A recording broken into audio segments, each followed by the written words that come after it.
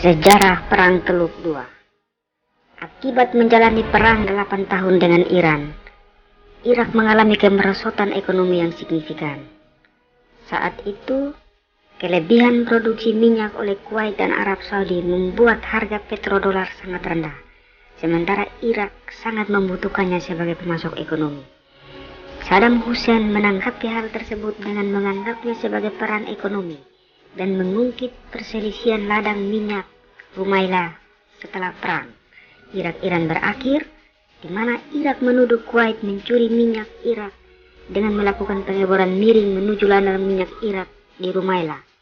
Selain itu, krisis ekonomi yang dialami Irak membuatnya memiliki banyak hutang internasional ke beberapa negara, di antaranya adalah Arab Saudi dan Kuwait.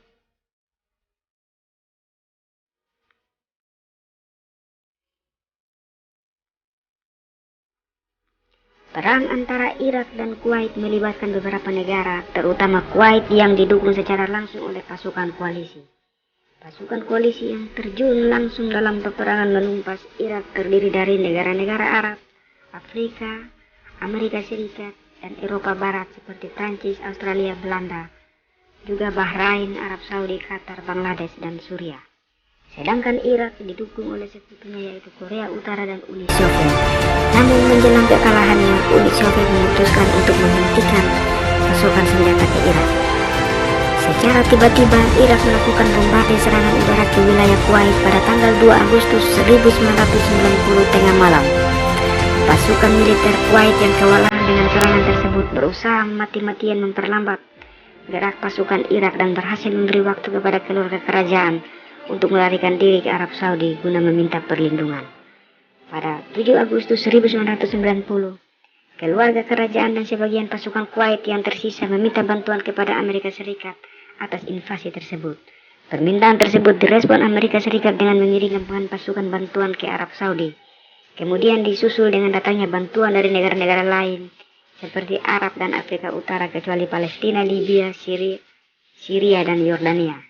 Tak hanya itu, negara-negara Eropa terutama Eropa Barat seperti Jerman Barat, Inggris dan Prancis, serta negara Asia seperti Korea Selatan dan Bangladesh juga turut mengirimkan bantuan.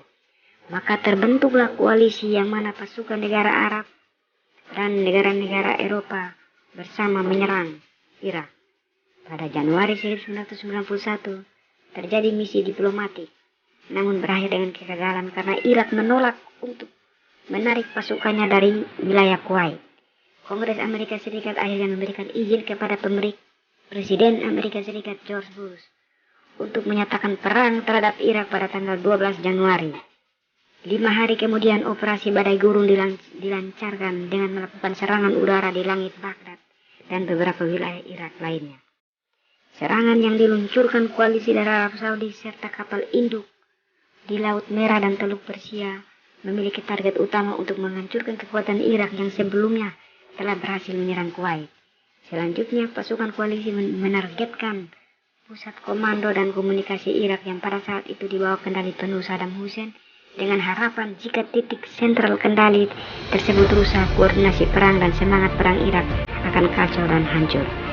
Setelah itu, pasukan komando Amerika dan Inggris melakukan operasi pencarian instalasi rudal jelajah yang menjadi target ketiga dan paling utama. Operasi rahasia yang dilakukan dengan jalur darat tersebut bertujuan untuk mencari dan menghancurkan instalasi rudal. Pada tanggal 30 Januari 1991, operasi darat menyebabkan pecahnya perang darat.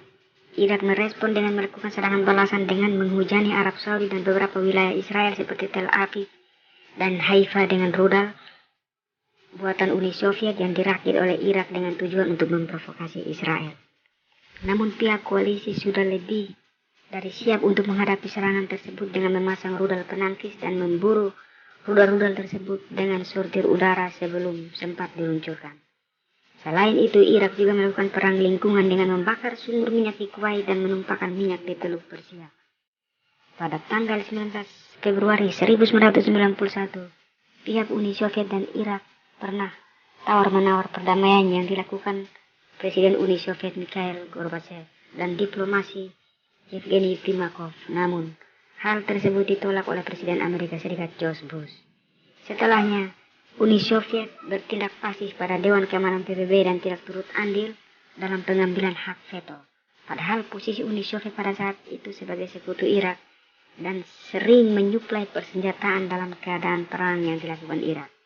Amerika Serikat meminta pihak Israel untuk tidak melakukan serangan balasan kepada Irak untuk menghindari berubahnya jalan peperangan akibat berbaliknya kekuatan negara-negara Arab.